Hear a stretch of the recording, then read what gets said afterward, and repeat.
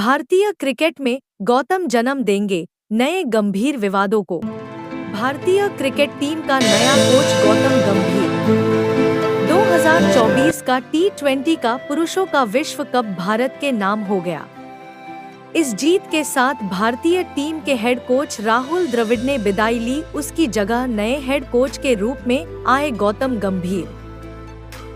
राहुल द्रविड़ एक आम नागरिक की तरह था, जबकि गौतम गंभीर एक मंजा हुआ राजनेता है और इन दोनों के बीच के कार्यकाल का अंतर इसी सच पर तय होगा। यह अंतर कैसा होगा यह हम इस वीडियो में देखेंगे और उसके लिए गौतम गंभीर की कुंडली का अभ्यास करेंगे। यह देखिए गौतम की गंभीर कुंडली। कुंडली धन लग्न की है और अर्धकाल सर्प योग से ग्रसित है। दूसरी ओर उसी में सूर्य, बुध, शुक्र और मंगल के बीच का बलवान परिवर्तन योग भी है। कुंडली के कर्मस्थान में सूर्य, गुरु और शनि है। यह तीनों ग्रह गंभीर को राजनीति में ले आए हैं। सामान्य तौर पर सूर्य से शुक्र तीसरे स्थान में हो ऐसा बहुत कम होता है, लेकिन गंभीर की कुंडली में ऐसा है। 8वें स्थान में रहे राहु से लेकर 12वें स्थान में रहे शुक्र सहित 7 ग्रह एक ही कतार में हैं, जिससे सप्तमालिका योग बनता है। यह योग बड़ा ही शुभ है। भाग्यस्थान के मंगल का कर्मस्थान के सूर्य के साथ परिवर्तन योग हो रहा है। यह योग गंभीर के भाग्य और कर्म दोनों को बल देता है। चंद्र और मंगल के बीच का नवम पंचम योग भी शुभ है। इस तरह कुंडली अपने आप में बलवान है, किंतु उसी में अर्धकाल सर्प योग बन रहा है। साथ ही चंद्र और राहु के बीच का केंद्र योग भी अशुभ है।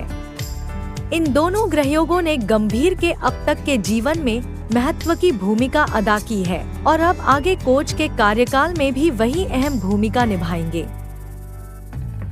पूर्ण या आधा काल सर्प योग मानव को यश कम और अपयश अधिक देता है। कभी कभी ऐसा भी होता है कि उसे वह यश नहीं मिल पाता है जिसका वह अधिकारी होता है। एक क्रिकेटर के तौर पर गंभीर के साथ ऐसा कई बार हुआ है जब उसे वह यश नहीं मिला जिसका वह सही हकदार था। इस कारण से उसे वह मान और स्थान भी नहीं मिल पाया जिसके लिए वह सही में लायक था। इसके उपरांत अग्नि तत्व के सूर्य, मंगल और सिंह राशि ने भी उसे क्रोधी, जिद्दी और आक्रामक बनाया है। यह मानव कभी भी किसी भी चोट को भूल नहीं पाता है। ऊपर से सच बोलने के नाम पर वह कभी कभी ऐसा बोल देता है जो योग्य कम और अयोग्य अधिक होता है। साथ ही ऐसा भी है कि एक बार अगर उसके मन में किसी के प्रति कोई पूर्वग्रह बन जाए तो प्रतिक्रिया देने में वह मर्यादा चूक जाता है। एक क्रिकेटर के तौर पर उसने खेल के मैदान में कई विवाद खड़े किए हैं।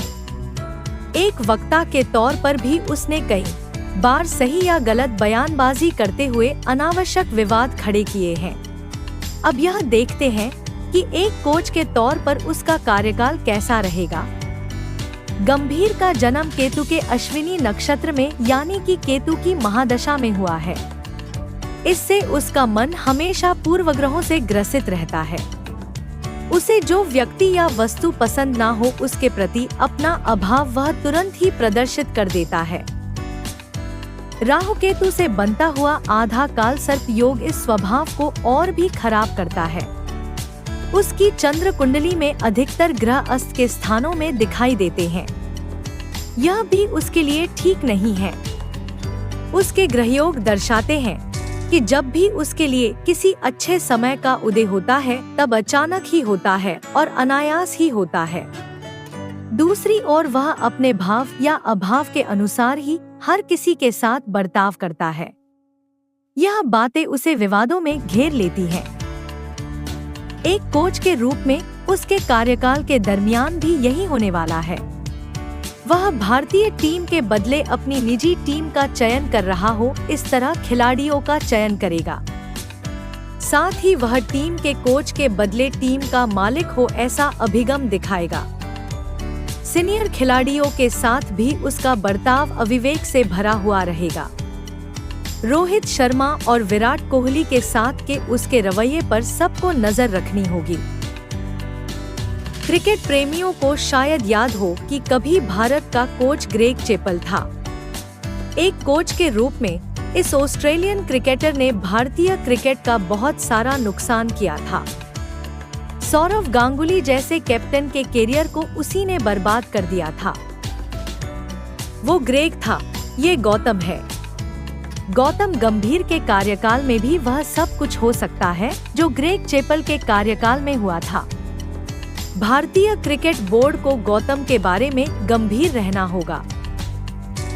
दूसरी ओर भारतीय टीम में ही सूर्य कुमार यादव जैसा भी एक खिलाड़ी है जो गौतम को गंभीर ललकार देगा और उसे मनमानी नहीं करने देगा। सूर्य कुमार निजी सोच के बदले देश के लिए सोचकर क्रिकेट खेलेगा और अपने खेल में या अपनी टीम में गंभीर की मनमानी नहीं चलने देगा। दूसरी ओर गंभीर और सूर्य कुमार की कुंडली में एक खास साम्यता है। दोनों की कुंडलियों में सप्तमालिका योग बनता है। यह योग बड़ा ही बलवान है। दोनों अगर एक साथ मिलकर काम करेंगे तो भारतीय क्रिकेट को नई ही ऊंचाइयों पर ले जाएंगे। गंभीर को गौती भी कहा जाता है। उसके कार्यकाल में भारतीय क्रिकेट कभी कभी गोते खाता हुआ दिखाई दे, यह संभव है।